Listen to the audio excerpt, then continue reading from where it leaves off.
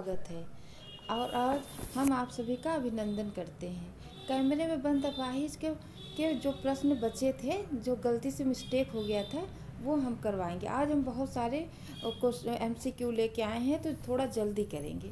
ठीक, 28 से 35 तक में थोड़ी गलतियां हो गई थी, मतलब वो हट गया था, तो उसको पहले करवा दें, फिर हम उसका पाठ करवा देंगे। काले मेघा पानी देगा गद्य का पाठ पढ़ाएंगे और MCQ, मतलब ऐसे शॉर्ट में पाठ पढ़ा देंगे और MCQ करवाएंगे। तो ये देखिए 28 से 35 तक। कार्यक्रम का संचालक अपाहिज की लाचारी और दर्द को क्यों दिखाना चाहता था?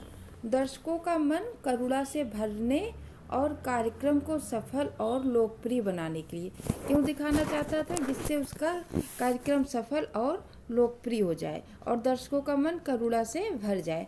अपाहिज, बंद कमरे में अपाहिज एक कविता थी। 29वां देखिए, कार्यक्रम में एक अपाहिज व्यक्ति को क्या मानकर उसके मन की पीड़ा को कुरेदा जा रहा था? प्रदर्शन की वस्तु। उस अपाहिज व्यक्ति को क्या मान रहे थे मीडिया वाले? एक प्रदर्शन की वस्तु, मतलब कि कोई उनसे कोई उनका इमोशनल अटैचमेंट नहीं था, बस उनको अपना काम निकालना था जिससे TRP बढ़ जाए और उसके बाद उससे कोई मतलब नहीं। 30वां देखिए, आप अपाहिज क्यों हैं? यह प्रश्न मीडिया कर्मी के किस स्वभाव को प्रकट करता है? संवेदनहीन। आप अपाहिज क्यों हैं? ये कोई बेतुका क्वेश्चन है, इससे आदमी अंदर तक आहत हो जाता है। 31वां देखिए, संचालक सोचिए, बताइए, थोड़ी कोशिश और करिए, कहकर क्या करने की कोशिश करता है? अपाहिज व्यक्ति को जवाब देने के लिए उकसाता है, उकसाने की कोशिश करता है कि इतना बोलता है कि जिससे अपाहिज व्यक्ति कुछ तो बोले। 32वां, यह अवसर खो देंगे। पंक्ति में संचालक अपाहिज व्यक्ति से कौन सा अवसर खो देने के लिए कहता है? टेलीविज़न के माध्यम से अपना दुख दुनिया को बताने का सुनहरा अवसर। मतलब तुम टेलीविज़न के माध्यम से अपना दुख बता सकते हो, अगर यहाँ नहीं बोलोगे तो अपना अवसर तुम खो दोगे, ऐसे मीडिया कर्मी कह रहे हैं। 33वां, कैमरा दिखाओ इसे बड़ा बड़ा। यह पंक्ति किसने कही? कार्यक्रम के संचालक ने कही। बड़ा बड़ा में कौन सा अलंकार है? बड़ा बड़ा में पुनरुक्ति प्रकाश अलंकार है, क्योंकि बड़ा बड़ा 2 बार आया है, तो इसमें पुनरुक्ति प्रकाश अलंकार है। 35वां, संचालक अपाहिज की तस्वीर को बड़ा क्यों दिखाना चाहता था? दर्शकों की सहानुभूति बटोरने के लिए। क्यों दिखाना चाहता था? दर्शकों की सहानुभूति बटोरने के लिए। अब हम आज ये शुरू करते हैं, इसमें बहुत क्वेश्चन लाए हैं। काले मेघा पानी दे के लेखक कौन है? धर्मवीर भारती जी। इनके बारे में भी क्वेश्चन लाए हैं। तो काले मेघा क्या है कि जब बारिश नहीं होती तो लोग पूजा पाठ करते हैं, और तब भी बारिश नहीं होती तो कुछ बच्चों की टोली है जिसे कहा जाता है इंद्र की टोली और मेढकों की कुछ लोग उसे इंद्र की टोली कहते हैं, कुछ लोग मेढकों की। ठीक है, जो नहीं पसंद करते हैं उसे मेढकों की टोली कह देते हैं। तो उसमें वो लोग कहते हैं, गाना गाते, काले मेघा पानी दे गुड़ धानी दे, ऐसा कहते हैं। तो सब खूब एक वस्त्र पहने रहते, सिर्फ या तो जांघिया या तो लंगोट, और पूरे एकदम नंगे धड़ंगे रहते हैं। फिर ऊपर से सब कोई भी उनके ऊपर पानी डालते हैं, तो वो लोग वहाँ कीचड़ हो जाता है, वहाँ लौटते हैं और इंद्र भगवान से पानी मांगते। तो धर्म भी, इसमें लेखक कहते हैं कि ये अंधविश्वास है। जब हमारे पास पानी की समय कमी है, कुआं भी सूखा हुआ है, नल भी सूखा हुआ है, उसके बावजूद घरों से पानी इस तरह डाला जा रहा है, ये तो बर्बादी है।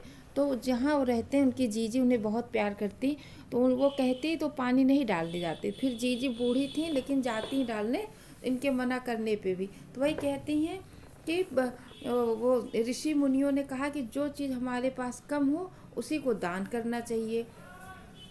तो वो लेखक जी कहते हैं ऐसा नहीं कहा है। तो उन्होंने कहा कि इस समय पानी की कमी है, तो पानी ही वो मतलब इन लोग के ऊपर डालना चाहिए। अगर हम पानी डालेंगे तभी इंद्र भगवान खुश होकर हम लोग को पानी देंगे, ऐसा तर्क देती हैं।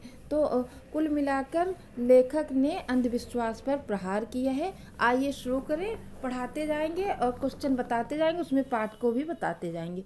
काले मेघा पानी दे पाठ के लेखक कौन है? धर्मवीर भारती जी हैं। कौन है? धर्मवीर भारती जी। एको पॉइंट छोड़िएगा मत। दूसरा देखिए, काले मेघा पानी दे पाठ गद्य की किस विधा में लिखा गया है? किस विधा में? संस्मरणात्मक। संस्मरणात्मक किस में लिखा गया है? संस्मरणात्मक। तीसरा पॉइंट, काले मेघा पानी दे में लेखक ने किस भाषा का प्रयोग किया है? साहित्यिक हिंदी भाषा का। किस भाषा का? साहित्यिक हिंदी भाषा का प्रयोग किया है। चौथा, काले मेघा पानी दे में कौन सा द्वंद्व दिखाया गया है? प्रचलित विश्वास और विज्ञान के बीच। मतलब एक कुछ लोग अंधविश्वासी होते हैं और कुछ लोग विज्ञान के बीच, उसी के बीच द्वंद्व दिखाया गया है। पांचवा पॉइंट, यह पाठ किस संदर्भ में है? अनावृष्टि यानी वर्षा के संदर्भ में, कि वर्षा नहीं हो रहा है तो इस तरह से लोग करते हैं तो भगवान प्रसन्न होकर वर्षा करते हैं। छठा पॉइंट, वर्षा के देवता कौन माने जाते हैं? इंद्रदेव। सातवां पॉइंट, आषाढ़ महीने में किसानों को किसका इंतजार रहता है? बरसात का, क्योंकि यही समय बुआई का होता है, तो इसमें किसान बारिश का इंतज़ार करते रहते हैं। जब बारिश नहीं होते तो खेत की मिट्टियाँ कैसे हो जाती हैं? पत्थर जैसे जम जाती हैं या पपड़ी पड़ जाती हैं और उसमें क्रैक आ जाता है। आठवां देखिए, गांव के लोगों की परेशानी का मुख्य कारण क्या था? बारिश का ना होना, कुओं का पानी सूख जाना, नलों में पानी का ना आना या बेहद गर्म आना था। ठीक, ये सब परेशानियां थीं लोगों के लिए। फिर भी जब वो सब आते थे तो उनके ऊपर ये लोग एक एक बाल्टी पानी डालते थे जो अपने पीने के लिए रखे रहते थे। नवा पॉइंट, गांव के लोगों की दशा कैसी थी? बारिश न होने से गांव के सभी लोग व्याकुल थे।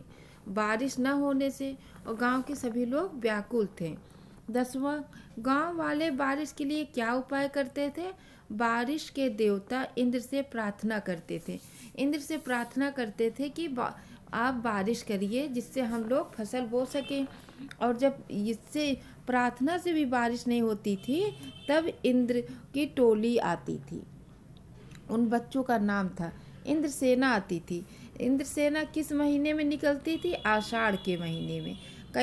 कम से कम 12 बच्चों की टोली रहती थी। इंद्रसेना आषाढ़ के महीने में बाहर निकलती थी। काले मेघा से इंद्रसेना क्या मांगती थी? वर्षा। इंद्रसेना काले मेघा से वर्षा मांगती थी। किशोरों ने अपनी टोली का नाम इंद्रसेना क्यों रखा? इंद्र को प्रसन्न करने के लिए, जिससे इंद्र प्रसन्न हो जाएं और बारिश करें। 14वां, इंद्रसेना क्या करती है? कीचड़ में लथपथ होकर मेघों से पानी मांगती है। लौट लौट कर मेघों से पानी मांगते हैं। 15वां, 10 से 12 से 16 से 18 वर्ष की उम्र के लड़कों की टोली का क्या नाम? इसमें इतने उम्र के बच्चे रहते थे, 10 से 12 साल तक और 16 से 18 साल तक के बच्चे रहते थे। वो क्या टोली से क्या मांगते थे?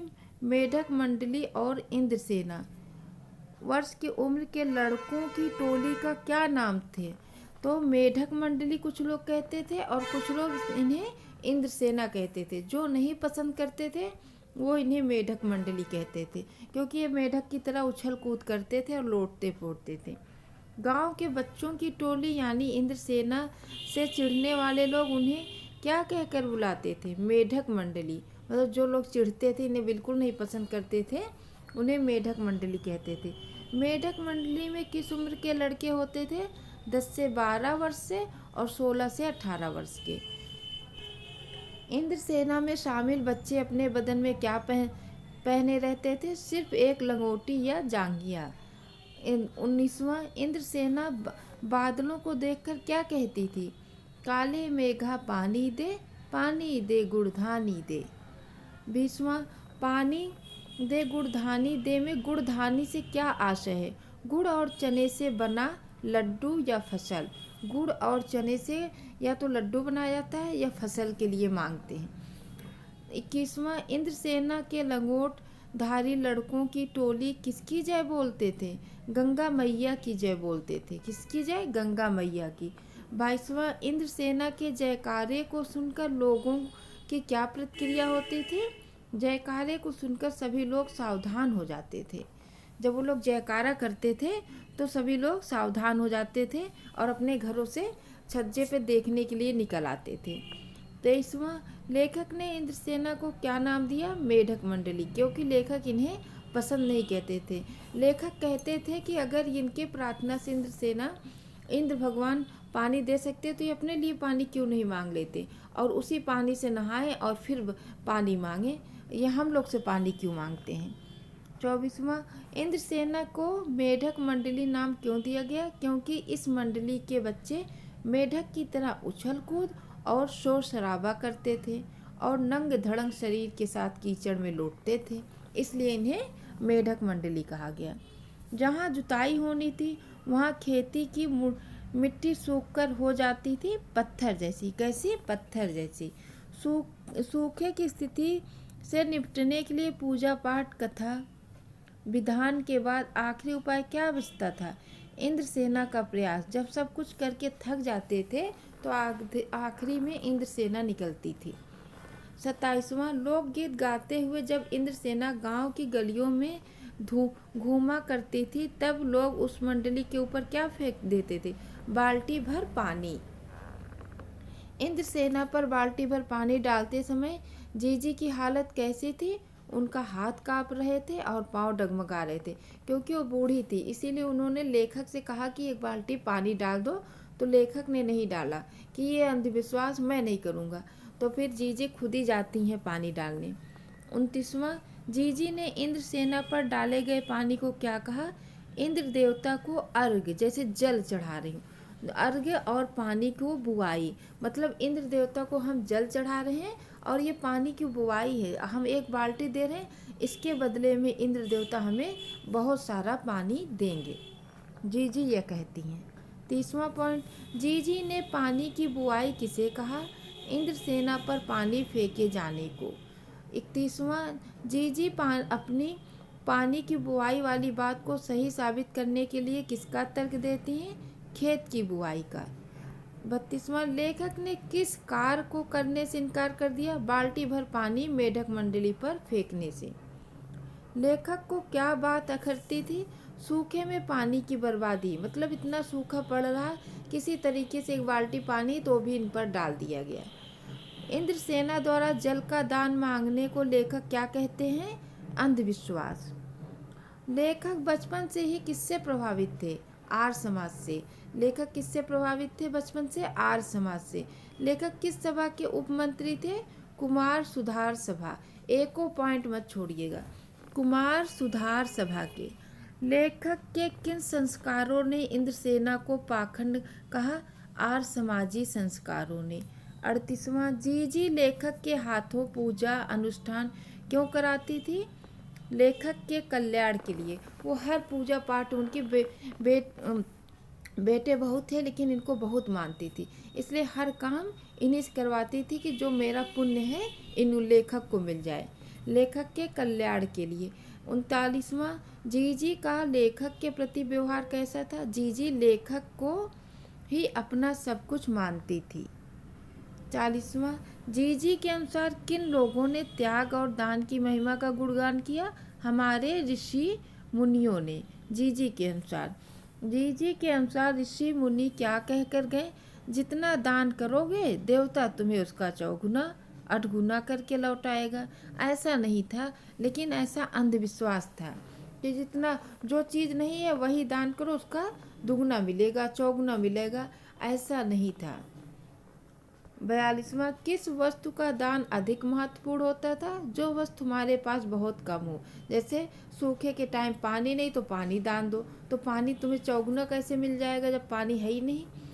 43वां, जो चीज़ मनुष्य पाना चाहता है उसे पहले देगा नहीं तो पाएगा कैसे? जीजी का दिया यह तर्क किस संदर्भ में? और यह भी पूछ सकता है यह कथन किसका है?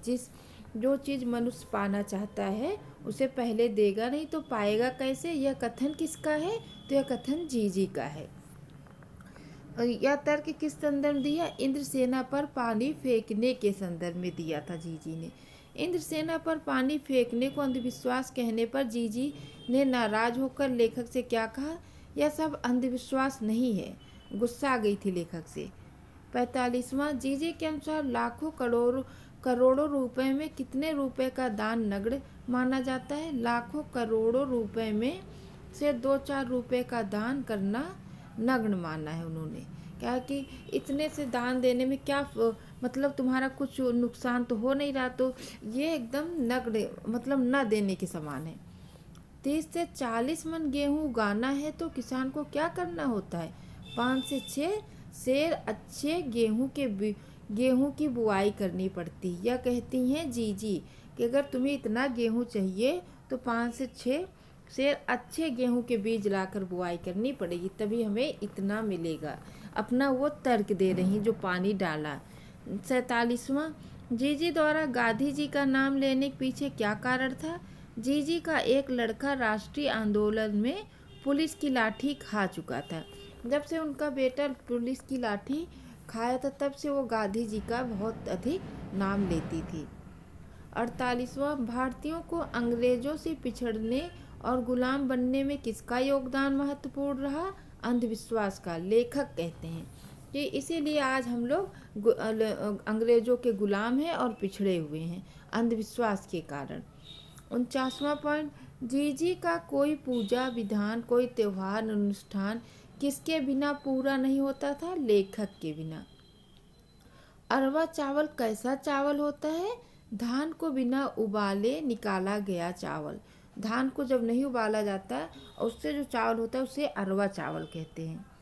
रंगीन कुलियों में भुजा भरने का काम लेखक किस त्योहार में करते थे? हर छठ में। रंगीन कुलियों में भुजा भरने का काम लेखक किस त्योहार में करते थे? हर छठ। जन्माष्टमी के अवसर पर लेखक कौन सा कार्य करते थे? पंजीरी नामक विशेष मिठाई को बांटने का। क्या? पंजीरी होती है उसको बांटने का काम करते थे। सतिया कौन से चिन्ह को कहते हैं? स्वास्तिक को, जो हिंदू धर्म में हर शुभ कार्य पर बनाया जाता है। स्वास्तिक जो हिंदू धर्म में हर त्योहार पर बनाया जाता है उसे सतिया कहा गया इस पाठ में। यथा राजा तथा प्रजा का क्या अर्थ है? जैसी राजा वैसी प्रजा। यथा प्रजा तथा राजा किसने कहा? महात्मा गांधी, कि जैसी प्रजा वैसा राजा। 56वां, गागर फूटी बैल पियासा किस गीत का अंश है? इंद्रसेना के लोकगीत का। जब इंद्रसेना गाना गाती थी तो उसमें यह भी गाती थी, गागर फूटी बैल पियासा। 57वां, पखवाड़ा का अर्थ 15 दिन की अवधि। पखवाड़ा का अर्थ है 15 दिन की अवधि। किला पस्त होना मुहावरे का अर्थ है हार जाना। किला पस्त होना एक मुहावरा है, इसका अर्थ है हार जाना। 10 तपा का क्या अर्थ है? तपते हुए 10 दिन। 10 तपा का अर्थ है तपते हुए 10 दिन। जेठ महीने का सबसे गर्म समय किस नाम से पुकारा जाता है? 10 तपा। जो जेठ महीने का सबसे गर्म दिन होता है उसे 10 तपा के नाम से पुकारा जाता है। वर्षा न होने पर शहरों की तुलना में गांव की हालत बेहद खराब क्यों हो जाते थे? गांव का जीवन खेती और पशुओं पर निर्भर होने के कारण। गांव का जीवन किस पर निर्भर था? खेती और पशुओं। न खेत को पानी मिल रहा था न पशु को। वहाँ पानी पहली आवश्यकता है। पानी पहली आवश्यकता हर जगह है लेकिन यहाँ ज़्यादा ज़रूरत है। त्राहि माम का क्या अर्थ है? मेरी रक्षा करो। कभी आप लोग कोई भक्ति प्रोग्राम देखते हैं तो उसमें इंद्र भगवान या सभी लोग त्राहि माम करते हुए भगवान विष्णु के पास आते हैं कि मेरी रक्षा करो। त्राहि माम का अर्थ है मेरी रक्षा करो। 63वां पॉइंट, लेखक को क्यों लगता है कि आज हम अपने देश के लिए कुछ नहीं करते? क्योंकि हमारी मांगें बड़ी बड़ी हैं और हम अपने देश के लिए हम स्वार्थी हो गए हैं लेखक के अनुसार, इसलिए हम अपने देश के लिए कुछ नहीं करते। हर क्षेत्र में मांगों बड़ी बड़ी हैं पर किस चीज़ की कहीं नामो निशान नहीं? त्याग की। मांगें बड़ी बड़ी हैं लेकिन त्याग की कहीं नामो निशान नहीं है। सुविधाओं के बरसात से भी गरीब के कोई लाभ नहीं मिलती। इसका आशय देखो, सुविधाओं के बरसात मतलब सुविधा होते हुए भी गरीब को लाभ क्यों नहीं मिल रहा? आशय स्पष्ट कीजिए। सरकारी योजनाओं का लाभ गरीब तक पहुंचने के बजाय कहाँ चढ़ जाता है? भ्रष्टाचार की भेंट चढ़ जाता है, इसलिए गरीबों को कोई लाभ नहीं मिलता। हमारा एकमात्र लक्ष्य स्वार्थ ही क्यों रह गया? क्योंकि आज देशवासियों के लिए स्वाहित ही सर्वोपरि है। स्वार्थ ही मतलब सर्वोपरि है। गागर फूटी की फूटी रह जाती है और बैल प्यासे के प्यासे रह जाते हैं। आशय स्पष्ट करिए। गागर फूटी की फूटी रह जाती है और बैल प्यासे के प्यासे रह जाते हैं। आम आदमी की स्थिति पूर्ववत ही रहती है। सरकार चाहे जितनी सुविधा दे दे, क्योंकि वह वहाँ तक पहुँची ही नहीं पाती। हमारे राजीव गांधी सबसे पहले प्राइम मिनिस्टर थे जिन्होंने कहा कि ऊपर से 1 रुपये चलता है और नीचे आते आते 25 पैसा भी गरीबों तक नहीं पहुंच पाता। तो वो चीज़ यहाँ पर एकदम फिट है कि कितनी भी सरकार व्यवस्था कर दे, वह सब व्यवस्था क्या चढ़ जाती है? भ्रष्टाचार के भेंट चढ़ जाती है और आम आदमी को कुछ भी नहीं मिलता। उसकी स्थिति जैसी थी वैसी ही रह जाती है। गगरी और बैल के उल्लेख से लेखक क्या कहना चाहते हैं? हमारे देश में अपार संसाधन है, फिर भी जनता की ज़रूरतें पूरी नहीं हो रही हैं। ये बिल्कुल सही बात है। अपार संसाधन है, फिर भी जनता की ज़रूरतें पूरी नहीं हो पाती, क्योंकि वहाँ भ्रष्टाचार आ जाता है। पाठ के अनुसार जीजी के संबंध में क्या धारणा बनती है? जीजी एक अनपढ़ महिला थी, लेकिन वह ऋषि मुनियों का सम्मान करती थी और इंद्रसेना पर पानी फेंके जाने को सही मानती थी। लेखक के मन को किस तरह की बातें कचोटती थी? त्याग और कर्तव्य की बातें न कर सिर्फ स्वार्थ की बातें ही करना लेखक के मन को बहुत कचोटती थी। भ्रष्टाचार की चर्चा करते समय क्या आवश्यक है?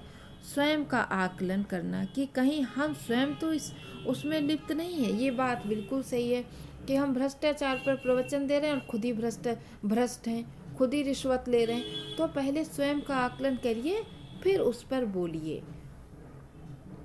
आखिर कब तक बदलेगी यह स्थिति? आपके विचार से स्थिति कब बदल सकती?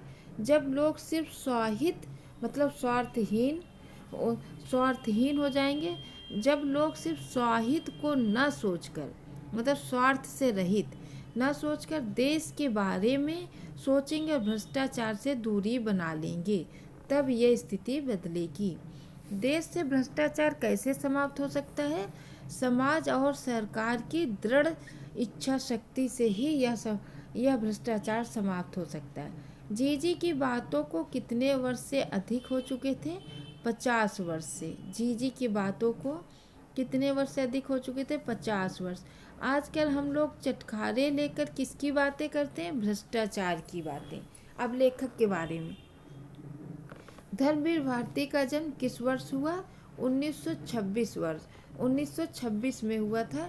इनका जन्म शायद मध्य प्रदेश में हुआ था। धर्मवीर भारती का जन्म कहाँ हुआ था? धर्मवीर भारती का जन्म इलाहाबाद में। माफ़ करिएगा, गलत हो गया। धर्मवीर भारती का जन्म किस वर्ष हुआ? 1926। और धर्मवीर भारती का जन्म कहाँ हुआ? इलाहाबाद में। इससे पहले वाले शायद मध्य प्रदेश। धर्मवीर भारती का देहांत किस वर्ष हुआ? 1997 में। कब हुआ? 1997 में। लेखक की किस कृति को श्रेष्ठ गति नाट्यों में श्रेष्ठ माना गया? अंधा युग को। किसे? अंधा युग को। धर्मवीर भारती किस साप्ताहिक पत्रिका का संपादक थे? धर्मयुग के। किस साप्ताहिक पत्रिका के? धर्मयुग के। धर्मवीर भारती किसके खिलाफ थे? अंधविश्वासों के। काले मेघा पानी दे संस्मरण लेखक के जीवन की किस अवस्था से संबंधित थी? किशोरावस्था से। किस अवस्था से? किशोरावस्था से। भारत सरकार ने धर्मवीर भारती को कौन सा सम्मान दिया? पद्मश्री। किसके? पद्मश्री। 9वां पॉइंट, धर्मवीर भारती जी का कौन सा उपन्यास सर्वाधिक लोकप्रिय रहा? गुनाहों का देवता। ये गुनाहों का देवता मेरे हाई स्कूल में आया था, तब से इनका नाम नहीं भूलता। धर्मवीर भारती। धर्मवीर भारती गुनाहों का देवता। धर्मवीर भारती जी के कौन से उपन्यास पर हिंदी फिल्म बनाई गई? सूरज का 7वां घोड़ा। सूरज के सातवें घोड़े पर हिंदी में फिल्म भी बनाई गई है। आज के लिए इतना ही। अगली वीडियो में अगला पार्ट लेकर हम हाजिर होंगे। आप लोग हमारा वीडियो शुरू से लेकर आखिरी तक ज़रूर देखिए, उसे लाइक शेयर सब्सक्राइब करिए। धन्यवाद।